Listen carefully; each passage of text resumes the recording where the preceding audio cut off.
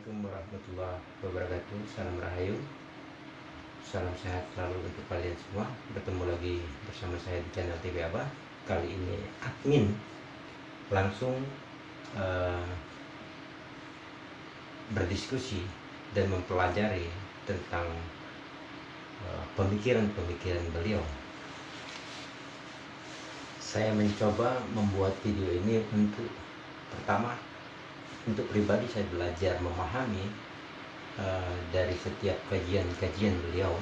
Yang kedua, kita bisa berdiskusi karena beliau adalah satu sosok yang menurut hemat saya baru orang pertama yang saya temukan yang muncul di dalam kritik historis tentang keagamaan. Jadi saya sangat tertarik dengan diskusi, bahkan saya sangat tertarik untuk mempelajari pemikiran beliau. Ada satu judul dari beliau itu, ternyata ketenangan bisa menjadi masalah. Ternyata menurut beliau ketenangan yang sempurna itu tidak dapat membantu otak untuk berkonsentrasi, karena otak kita ini juga memerlukan sedikit guncangan ataupun sedikit keramaian agar bisa memancing otak kita ini bisa bekerja secara maksimal. Intinya seperti itu, yang saya tangkap intinya seperti itu, sehingga akan menghasilkan sesuatu entah itu pemikiran ataupun keputusan yang maksimal pula. Nah, di sini sangat jarang sekali orang yang sampai berpikir sedalam itu, menurut hemat saya, karena beliau mampu membaca kegaduhan itu bukan sesuatu hal yang negatif, tapi kegaduhan itu beliau membaca sesuatu yang positif, sehingga muncullah satu pengetahuan baru di dalam diri beliau itu sendiri. Itu menurut hemat saya, teman-teman ya. Mudah-mudahan kita bisa sepemahaman, mudah-mudahan itu, tapi menurut pemahaman saya, menurut hemat saya ya. Dan artinya ketenangan menurut beliau sendiri yang sempurna itu akan membuat, intinya ya, artinya ketenangan yang sempurna itu akan membuat otak kita itu tidak bekerja dengan sempurna, bahkan kita sulit untuk berkonsentrasi.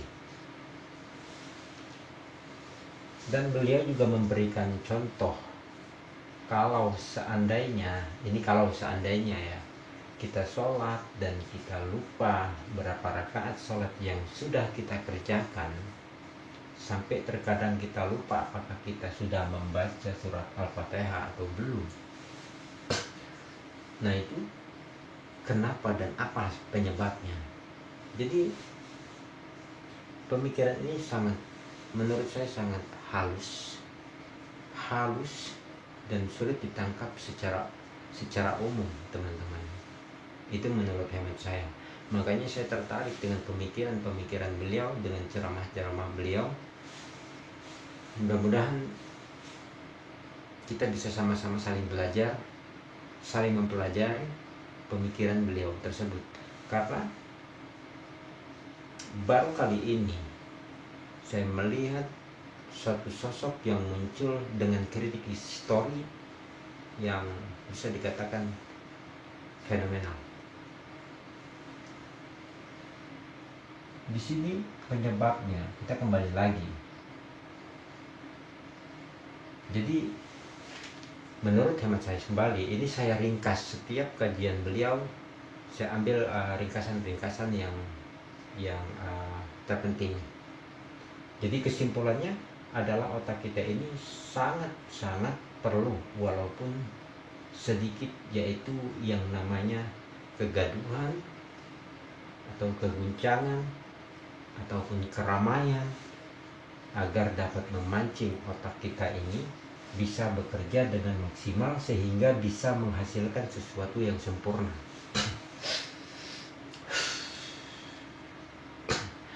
umumnya sulit untuk seseorang bisa menerima kegaduhan, keramaian, bahkan keguncangan, bisa masuk ke dalam sesuatu hal pola pikir yang positif. Itu sangat sulit. Saya akui sangat sulit. Tapi ternyata beliau mampu merubah kegaduhan, keguncangan, dan keramaian itu ternyata menjadi sesuatu hal yang positif dan mendapatkan satu pengetahuan yang baru. Karena memang betul Tuhan membuat kegaduhan dan menciptakan keguncangan dari setiap ujian dan cobaan. Tentunya adalah satu makna yang tersembunyi. Nah, makna yang tersembunyi inilah yang sering beliau dapatkan, sehingga sulit untuk bisa diterima secara umum. Itu menurut hemat admin selama ini, teman-teman. Terus, dan terkadang, dan ketika kita tidak menghadapi persoalan dalam kehidupan ini, maka otak kita itu tidak bekerja secara maksimal. Setuju? Lalu saya flashback kembali kepada perjuangan Kanjeng Nabi, teman-teman, yang begitu hebatnya menghadapi persoalan kehidupan pada zaman baheula, yang tentunya menguras pola pikir beliau, walaupun beliau mendapatkan bimbingan langsung dari Allah. Jadi kegaduhan ini ternyata sangat diperlukan agar diri kita ini selalu terjaga, atau tidak lepas dari tali ketuhanan.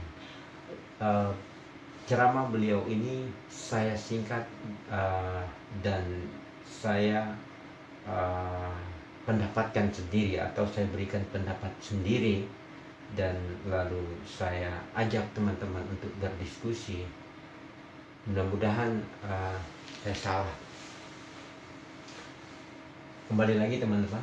Jadi kegaduhan ini ternyata sangat diperlukan agar diri kita ini selalu terjaga atau tidak lepas dari tali ketuhanan. Luar biasa.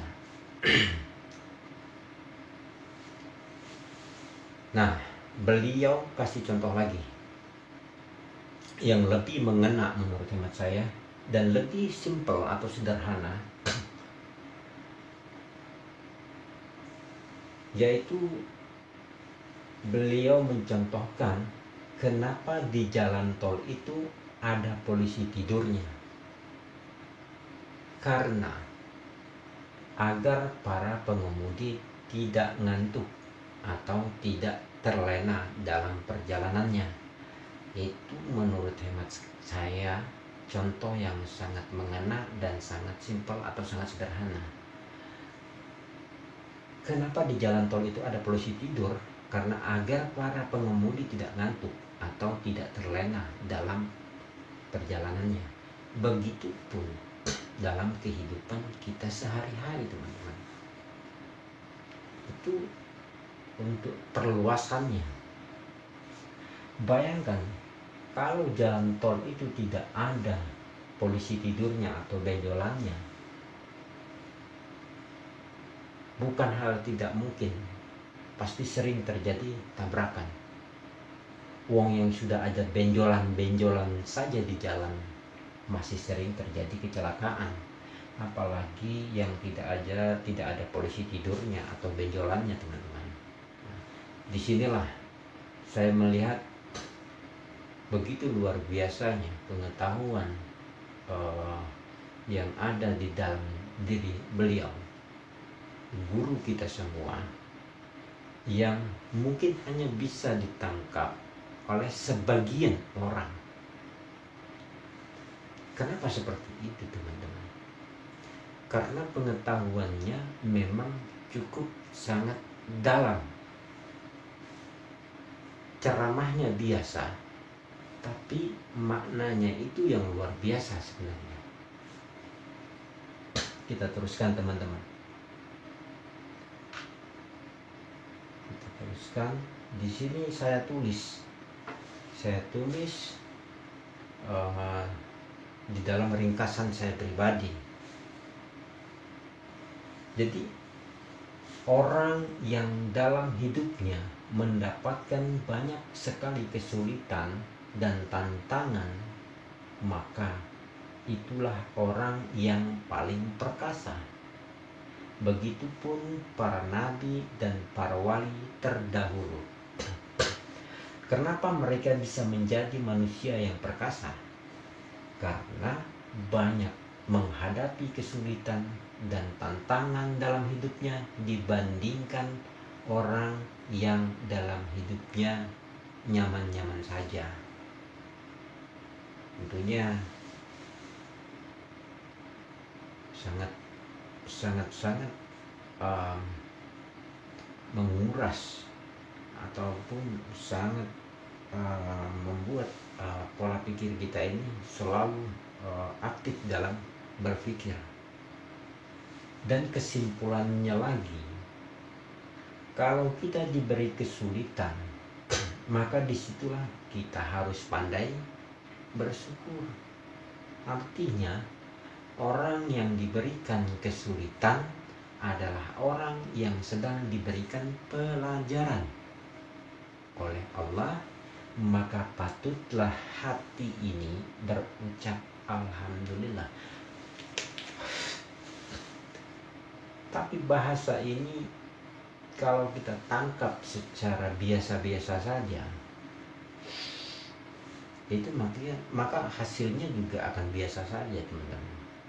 Tapi kalau kita menghayatinya jauh lebih dalam, maka kita akan menemukan, mendapatkan, memahami apa yang sebenarnya beliau ini hendak sampaikan di dalam pengetahuan yang beliau itu pahami di dalam dirinya. Dan terakhir beliau memberikan wejangan. Ketika Allah ingin memberikan pelajaran kepada kita, maka Allah akan memberikan kamu musibah. Maka Allah akan memberikan kamu musibah dan bencana. Dari musibah itu kita banyak sekali mendapatkan pelajaran. Jadi kalau seandainya kita mendapatkan musibah, ujian, maka disitulah patutnya kita berucap alhamdulillah.